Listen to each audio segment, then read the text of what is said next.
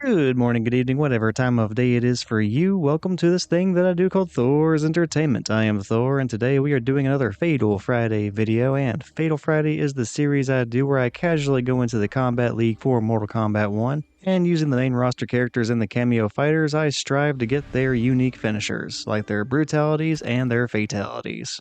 And this Friday we are going after the Kameo Sub-Zero's fatality called Spine Rip. And Spine Rip is a bit of a callback to the original Mortal Kombat game, and it was Sub-Zero's fatality back in that game. In fact, this fatality has a little bit of historical relevance whenever we get right down to it, because back in the early 90s, there were a few violent video games that came under a bit of scrutiny and got reviewed by Congress, and of course, Mortal Kombat was one of them, and I believe this fatality, or at least the original version of it, was one of the demonstrations of violence in video games that was kind of highlighted during that hearing.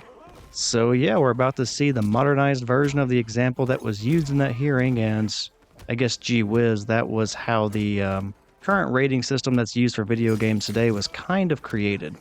Or at least the rating system that's used in the United States. I have zero idea if the same rating system is used outside of this country, so yeah, I'm not really sure if that's going to apply anywhere else.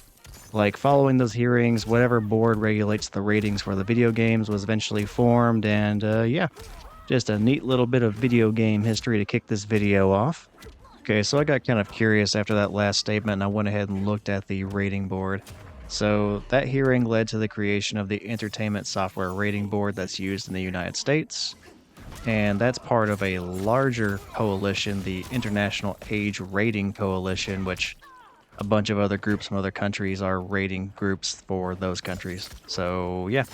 Looks like the ESRB applies to the United States and everyone else kind of has their own thing, so that's kind of neat. At least I learned something today. And yeah, that's why we get the rated M for mature on the Mortal Kombat games. With the exception of MK vs. DC Universe, which I believe is the only one that they have done that was not rated mature. I could be wrong. Anyway, enough about ratings boards and things like that. We have a fight to focus on. And in order to get this Kameo fatality, I'm pairing up the Kameo Sub-Zero with the main roster character, Nitara. I have used this pairing quite a bit in order to get Nitara's finisher, so it only makes sense that I would continue to use it whenever trying to get the Kameo Sub-Zero's finishers as well. And going against us in the Kombat League is an individual using Sub-Zero and the Kameo Frost. And as I am looking at the screen, I'm also realizing that I used the blue outfit for Nitara, so that is a lot of blue on the screen. You know what, I already block out my opponent's names whenever I do these videos anyway, just for, courtesy. I'll go ahead and use that as the little phrase I use for blocking out their name in this video. So my opponent's health is pretty low and we are in the final round of the match. So I am thinking that I'm going to go ahead and go for a brutality on top of the fatality that I want to do, just to have a little something extra to show off.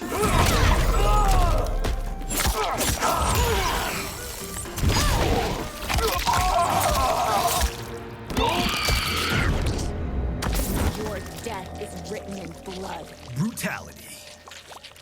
Nitara wins. Alright, we still have the fatality to do, but that was the come here often brutality for Nitara. So we got to enjoy that a little bit before we got the fatality for the Kameo Sub-Zero. Yeah, it's always nice to get a brutality in some of these videos as well whenever I'm trying to highlight a fatality, since the brutalities are pretty quick and don't take too much time to do. In fact, speaking of things that don't take too much time to do, the Kameo fatalities are really short and really simple in comparison to the main roster fighters, or at least it feels that way to me. Like, I feel like the main roster fighters, their fatalities are super elaborate and there's a lot more to them.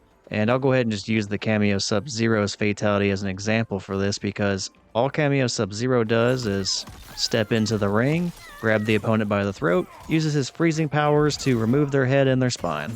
It's very brief, very quick, but a nice callback to the original Mortal Kombat game. Now, every single fatality for Nitara is a bit more elaborate than that, like, we'll just go with her default one. She comes up to the opponents, she holds their mouth open, a bunch of bats fly into them, you can see the bats kind of rumbling around inside them, and then Nitara rips out their stomach, and then the bats go flying everywhere.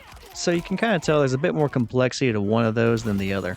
With one, a person's head and spine just comes out really quickly, and the other has like 3 different phases. There's nothing wrong with that, I just kind of find it funny and kind of worth pointing out. So like if you're having to grind through the invasions mode, and I think fatalities give you more experience, Using the Kameo Fatality should save you a little bit of time. Not an incredible amount, but a little bit of time. And wow, this first round of the second match actually was very, very close. Both of us were below 30%, and yeah, I managed to win it with a flying kick, but it was a lot closer than I would have thought, although maybe I'm not giving the person enough credit. After all, the very last match also went to a third and final round, so it wasn't exactly like he's playing terribly or anything, so kicking off the first round of the second match and it being that close really should not be too much of a surprise, I guess. In fact, wow, I am playing absolutely terribly in the second round. Like, Subzero is not having any trouble at all against me. I am already almost about to die, and I've barely done any damage to him. So, yeah, definitely not a given that I was going to win this thing, at least not at the time.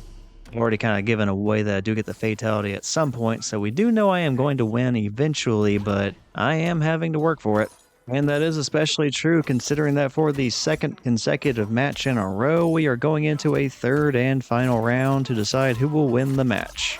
And ironically, in the single combo that I'm doing right now, I think I do more damage to Sub-Zero than I did in the entire last round, so we're already off to a way better start than the last one. And while I'm doing this forward throw with Sub-Zero, I'm realizing that I have done that throw a lot during this match. It has been one of the more consistent parts of my offense as far as I can tell. I'm kind of curious just how many I did in this match. It feels like I did a lot. I think I'm going to go ahead and go back to the beginning of this video and start doing a counter and see just how many throws I do with Nitara, and specifically this forward throw using the Kameo Sub-Zero, because I can't recall a single time that I have done Nitara's back throw, but it feels like I have been doing the forward throw with Sub-Zero like the entire time. Finish him.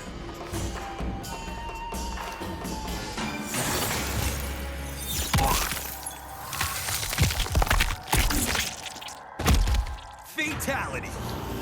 Nitara wins. And there it was. That was the spine rip fatality for the Kameo Sub-Zero. We ended up taking the entire set after 2 matches, winning 2-0. So yeah, thank you for my randomly paired up opponent in the Kombat League. I enjoyed the matchup, and yeah, we'll go ahead and proceed on to the outro. Speaking of which, I will be sure to show that fatality one more time at the end of the outro. So, as of the time I am voicing over this video, this is the very first Kameo Sub-Zero finisher video that I have completed. Like the other cameos, he has 2 other finishers that I still have to do, or at least voice over. Actually, no, there is still one that I need to do, because I've only done one other finisher for the Kameo Sub-Zero, and that is the brutality version of his throw. I think that one's called Frostbite. I could be wrong. In fact, I don't even think I've unlocked the third one, so I'm going to have to work on that at some point, and I don't know if I'm going to continue using Nitara for that final third finisher. But maybe I will. I don't know. We shall see, but for now I have completed the spine rip fatality, so I'll go ahead and conclude this video. Hopefully you have enjoyed it and you enjoyed the fatality. If you did, go ahead and check out some of the other stuff I have on the Thor's Entertainment channel.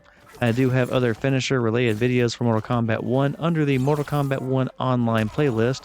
That includes a bunch of different Fatal Friday videos just like this. And if you're into other Mortal Kombat stuff as well, I do have playthroughs of the story modes for the Mortal Kombat games, starting with Mortal Kombat 9 and going all the way forward to here in Mortal Kombat 1. But yeah, that about covers everything. Thank you for watching the video. I hope you enjoyed it. Take care, and I will see you next time. Finish him.